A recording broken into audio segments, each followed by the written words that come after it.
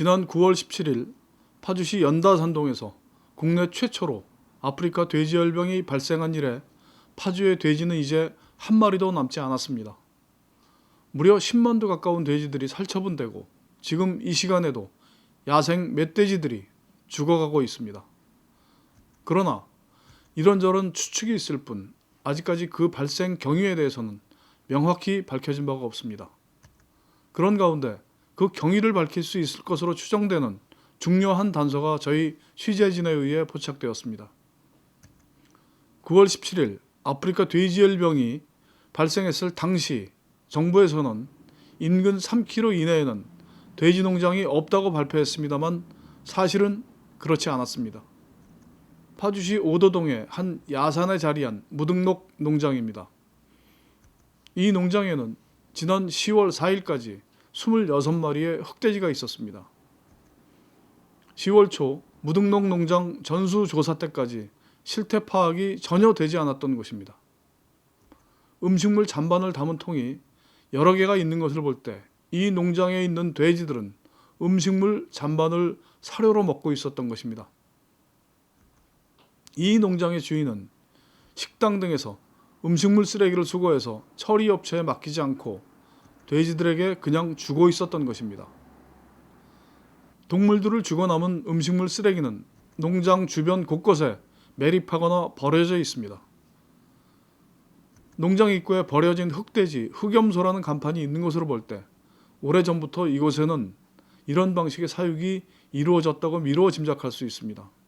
문제는 이 무등록 농장이 아프리카 돼지열병 최초 발생지였던 연다산동의 돼지농장과 불과 3km밖에 떨어져 있지 않다는 것입니다. 이 농장의 산지에 있는 음식물 쓰레기들과 돼지들로 인해서 농장 주변은 까마귀나 까치가 무수히 많을 뿐더러 야생 동물들의 흔적도 곳곳에서 발견됩니다. 음식물 잔반을 돼지에게 주는 것이나 멧돼지를 비롯한 야생 동물이 아프리카 돼지열병의 주요 전파 경로라고 밝혀지고 있는 것으로 볼 때 이런 환경이라면 아프리카 돼지열병이 발생할 개연성이 매우 높을 것이고 실제로 이렇게 비위생적으로 사육된 돼지들이 아프리카 돼지열병에 감염되어 폐사했다고 하더라도 농장주가 신고를 한다거나 하는 등의 조치를 하지 않았을 것이라는 추정은 얼마든지 가능합니다.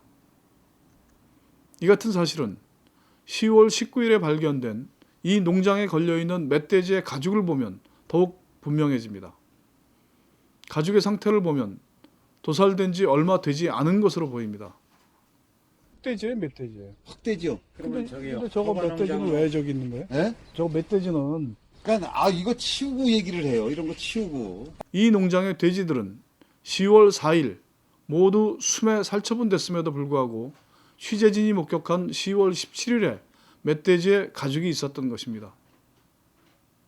멧돼지가 아프리카 돼지열병의 주 감염원일지도 모른다고 해서 야생 멧돼지를 포획해서 살처분하고 있는 시점에도 이 농장에서는 어디서 왔는지도 모를 멧돼지를 도살하고 있었던 것입니다.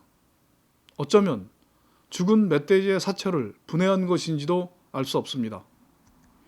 농장에 있는 도끼나 칼 등을 볼 때 이런 작업은 일상적으로 이루어진 것으로 보입니다. 그동안 얼마나 많은 돼지들과 멧돼지들이 도살됐는지, 그런 돼지나 멧돼지의 고기가 어디로 소비됐는지 알 수 없습니다. 그런데다가 이 농장주나 농장의 차량은 축산 관계인으로 분류되지 않아서 그동안 자유롭게 이동하며 음식물 쓰레기나 잔반을 수거하러 다녔던 것입니다. 정부나 파주시의 강력한 방역 조치에 구멍이 뚫려 있다고 해도 과언이 아닙니다. 이런 사실에 대응하는 파주시의 방역 당국도 이해하기 곤란한 지점이 많습니다.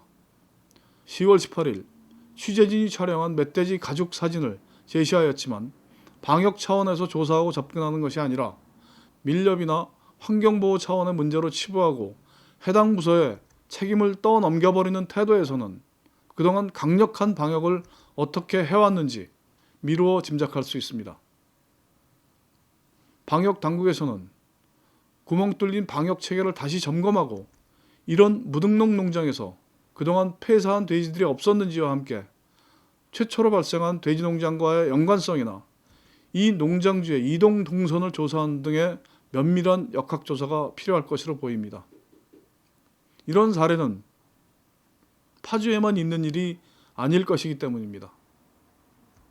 무려 한 달이 넘게 밤을 새며 고생한 관계자들의 방역 노력도 중요하지만 전체 시민들과 함께하지 않는다면 이런 일은 언제 어디서든지 발생할 수 있습니다. 대한민국 양돈 산업 보호를 위해서도 애꿎게 희생당할지도 모를 수많은 생명들을 위해서도 다시 한번 신발끈을 고쳐 매야 할 것입니다. 파주에 이런 일이었습니다.